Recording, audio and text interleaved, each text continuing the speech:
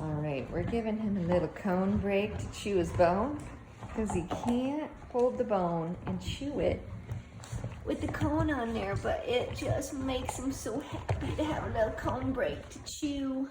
Hi, Ruben. Ruger, how you doing? Ruger. We get these clowns having a morning workout session. Aw. But Ruben is so good, healing up. We love you. Good boy.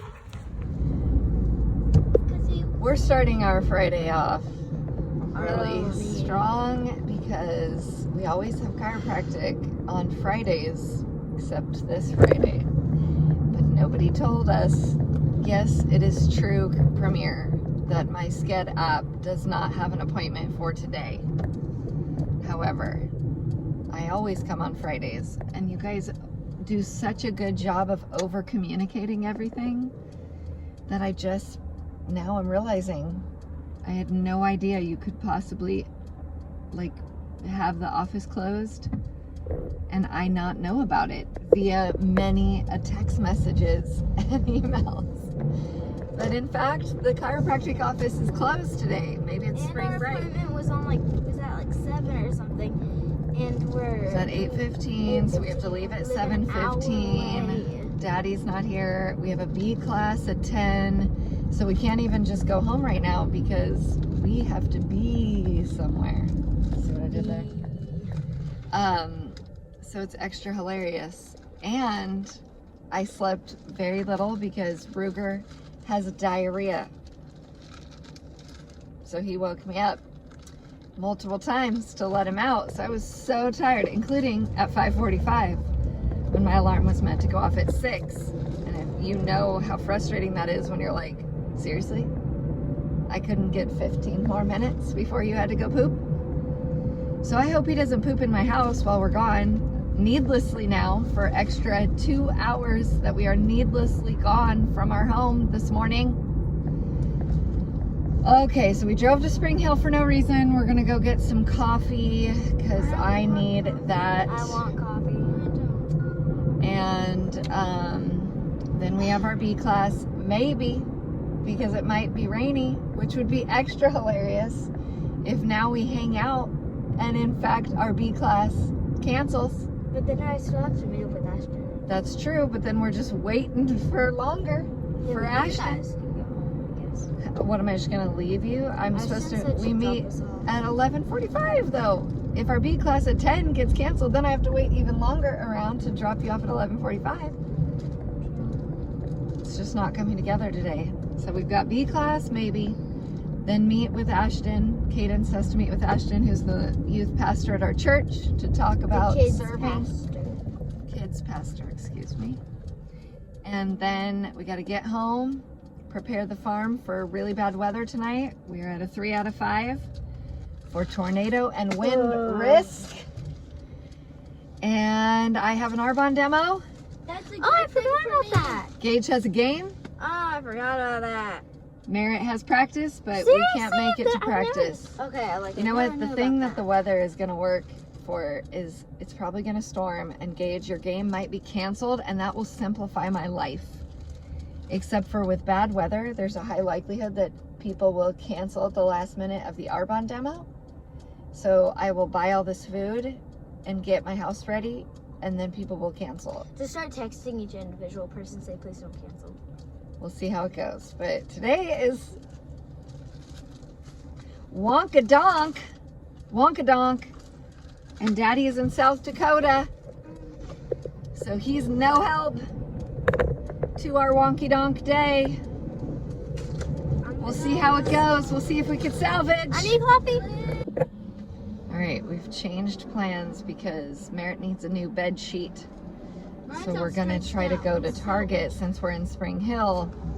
That's my closest Target, which has saved me hundreds of millions of dollars that I live far from a Target. You need a new bed sheet, and there is a Starbucks in the Target, but the question is, now that we've gotten out of the line to get the regular Starbucks, if Target is in fact open at 8:15 in the morning. Is it open or is our day ruined? We'll just see if we're wonkadonk Isn't that the time you get coffee? or if we're gonna catch a break, because from the looks of this strip mall area, looks pretty close. Looks pretty closed around here. Because I really need to see if we'll be wonking off. Let's see. We're taking the rabbit. Bunnies. Hey girl. How's it going? It's not rabbits. Bunnies, it's rabbits. They're so cute. They're gonna get rained on real hard today. I found out in my first season of beekeeping that you could catch feral bees on your property, and I caught a huge swarm here April 29th, like before it comes to your swarm trap.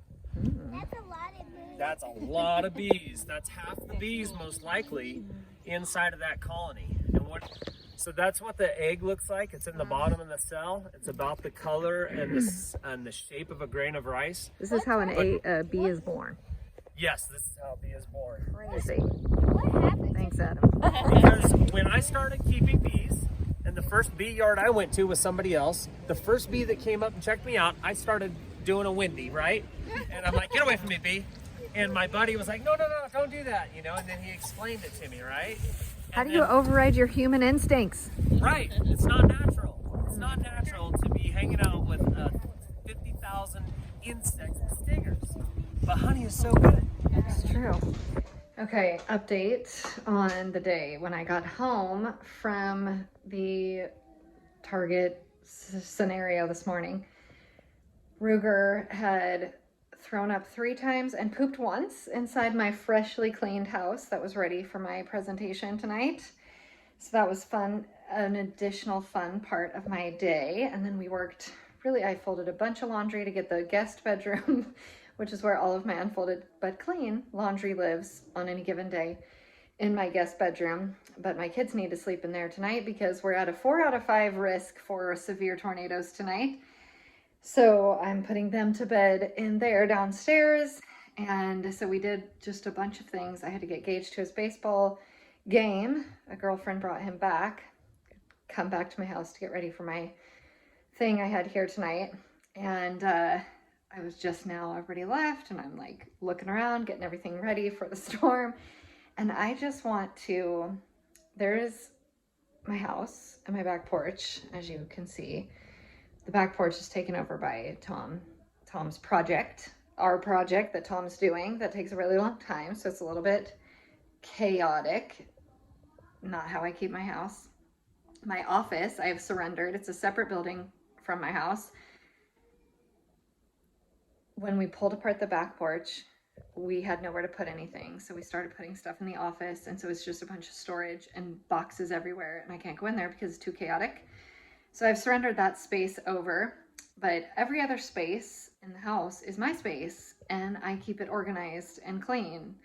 And there's one place that I don't even go in, I don't even look in, because it is Tom's space, and it is his job to organize that, and however he wants, and his job to police it. I have to police my space every time I open the door. Every time I open my front door, a dog tries to get out, and a cat tries to get in. Every time.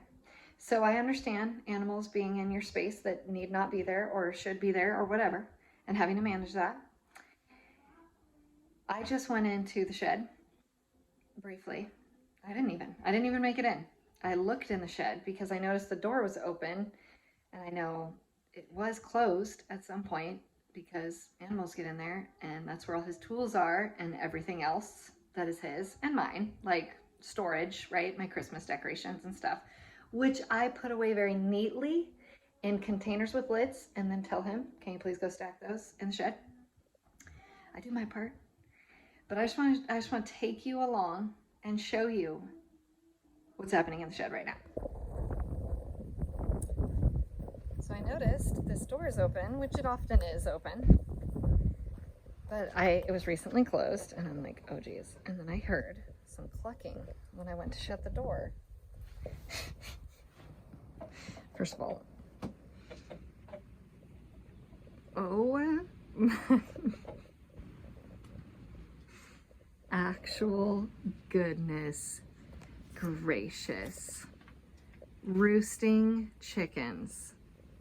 Look at that. Look at that. And I know he knows this is going down.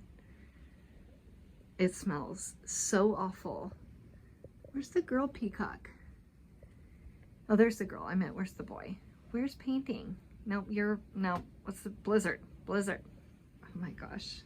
I just can't even imagine. I just can't even imagine my life. Oh my gosh. It's really something. It's really something.